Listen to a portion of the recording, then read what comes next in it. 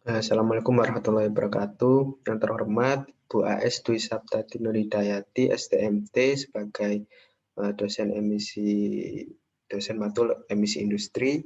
Perkenalkan, nama saya Laidrusido Akbar, yang akan menjelaskan tentang jurnal yang berjudul Greenhouse Gas Emission by the Chinese Cooking Industry.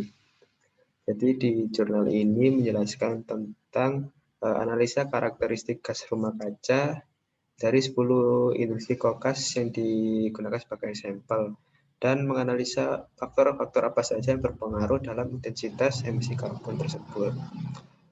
Sebelumnya perlu diketahui jika negara Cina merupakan negara dengan emisi karbon dioksida terbesar di dunia. Mengapa demikian? Karena aktivitas manusia dan pembakaran fosil di Cina itu sangatlah tinggi. Selain itu juga Cina merupakan negara penghasil dan pengekspor kokas terbesar di dunia. Dapat dilihat bahwa Cina menyumbangkan produksi kokas global pada tahun 2010 sebanyak 60%, dan total konsumsi batu bara dibagi di industri kokas itu sebanyak 13%. Di jurnal ini digunakan 3 metode. Yang pertama, sistem Bondari. Nah, pada gambar 1 atau fig 1 dapat diketahui yang menunjukkan bahwa itu merupakan diagram terintegrasi dari akuntansi persediaan. Dalam gambar itu termasuk proses-proses antara lain produksi kokas, pemurnian gas, pendinginan kokas, dan penyaringan kokas. Metode yang kedua adalah calculation atau kalkulasi, di mana kalkulasi ini menggunakan neraca massa yang harus mempertimbangkan aspek-aspeknya seperti input, output, dan ekspor. Yaitu yang dimaksud itu bisa saja raw materialnya, outputnya itu hasilnya, dan ekspornya itu seperti limbah-limbahnya. Itu dicontohkan limbah air atau debu. Untuk perhitungan untuk menentukan tingkat emisi gas rumah kaca menggunakan persamaan input dikurangi produk atau output, terus dikurangi lagi dengan ekspor. Metode yang ketiga adalah selecting cooking plant atau memilih industri kokasnya. Di jurnal ini dipilih 10 industri kokas yang berada di Provinsi Shanxi yang digunakan sebagai sampel. Data yang digunakan merupakan data yang relevan yang dikumpulkan dari tahun 2012 hingga tahun 2013. Didapatkan seperti tabel pertama, dari 10 industri kokas yang dipilih sebagai sampel, duanya itu merupakan industri besi dan baja.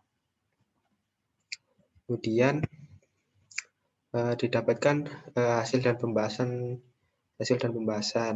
Yang pertama adalah perhitungan intensitas emisi karbon.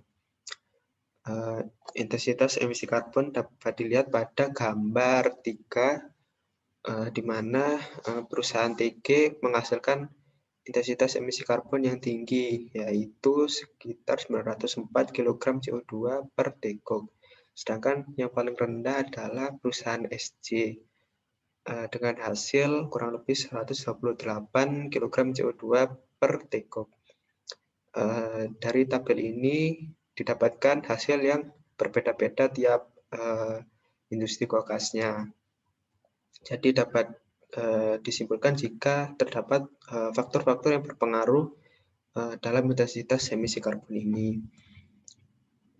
Yang berikutnya adalah intensitas emisi karbon yang terpengaruh menurut jenis bahan bakar gas. Sebelumnya telah didapatkan bahwa perusahaan industri kokas TG menghasilkan emisi karbon yang sangat tinggi dibanding yang lain. Hal ini dikarenakan perusahaan TG ini menggunakan gas campuran yang dimana 4 kali lebih banyak daripada gas coke oven di industri lainnya. Jadi dapat disimpulkan jika gas campuran bahan bakar gas ini lebih tinggi dibandingkan dengan penggunaan gas oven kokas yang lain.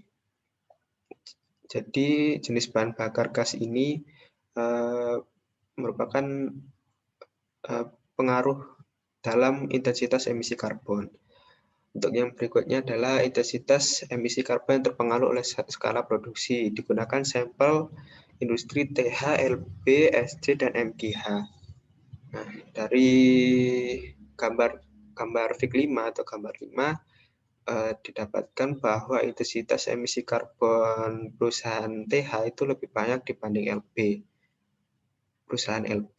Nah, skala produksinya juga sama, yaitu lebih banyak TH dan LB, namun berbeda dengan perusahaan SC dan MGH, di mana intensitas emisi karbonnya lebih tinggi MGH, namun skala produksinya itu lebih rendah SC. Jadi dapat disimpulkan bahwa skala produksi itu tidak ada hubungan langsung dengan intensitas emisi karbon yang dihasilkan. Dan kemudian ada intensitas emisi karbon yang terpengaruh oleh loading method. Dapat dilihat sampel yang digunakan adalah perusahaan LB, YG, LYJ, dan MGH.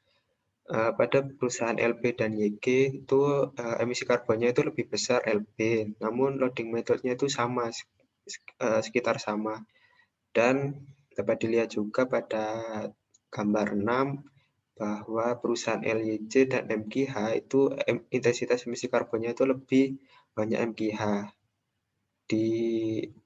diimbangi dengan loading method yang sama, yaitu lebih besar MGH. Jadi dapat disimpulkan jika loading method juga tidak ada hubungan yang jelas antara loading method ini dengan intensitas emisi karbon yang dihasilkan. Yang berikutnya adalah intensitas emisi karbon yang terkena dampak berbagai model coke ovens atau tipe coke ovennya.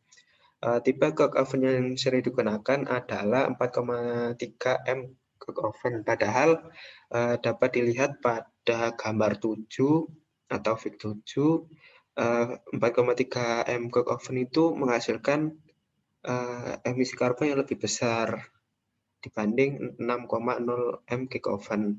Namun ada yang lebih besar, yaitu cake oven heat recovery bersih atau clean the heat recovery cake oven. Kenapa lebih besar yang clean the heat recovery cake oven? Karena keluaran karbon yang dihasilkan itu lebih sedikit daripada oven vertikal yang biasa, sehingga emisi karbon dioksidanya itu jauh lebih tinggi daripada oven vertikal biasa. Namun memiliki keuntungan yang besar untuk mengurangi emisi yang berbahaya sambil mengurangi pengurangan karbon dioksida yang dihasilkan. Dan yang berikutnya adalah intensitas emisi karbon yang terdampak dengan loading rate. Jadi dari gambar 8 atau Fig 8 dapat dilihat jika industri kokas yang digunakan untuk sampel adalah perusahaan SC, MGH, LY, dan HA. Dapat dilihat bahwa intensitas emisi karbonnya itu lebih besar HA dibandingkan yang lain. Jadi semakin besar intensitas emisi karbon yang dihasilkan diiringi dengan produk nutrit yang semakin rendah. Jadi dapat disimpulkan jika loading rate menurun dengan peningkatan emisi karbon dioksida. Jadi loading rate ini berpengaruh terhadap intensitas emisi karbon. Yang berikutnya adalah kesimpulan. Jadi dari apa yang telah dibahas tadi dapat disimpulkan jika jenis bahan bakar gas, model oven kokas, dan loading rate itu memiliki pengaruh yang berbeda terhadap intensitas emisi karbon. Namun berbeda dengan skala produksi dan loading method, yang dimana tidak memiliki pengaruh yang nyata terhadap intensitas emisi karbon. Dari jurnal pembahasan ini diharapkan untuk bisa membantu pemerintah, khususnya pemerintah Cina, untuk mempelajari lebih lanjut perusahaan Kokas sehingga dapat membuat kebijakan untuk mengurangi intensitas emisi karbon yang ada di Cina.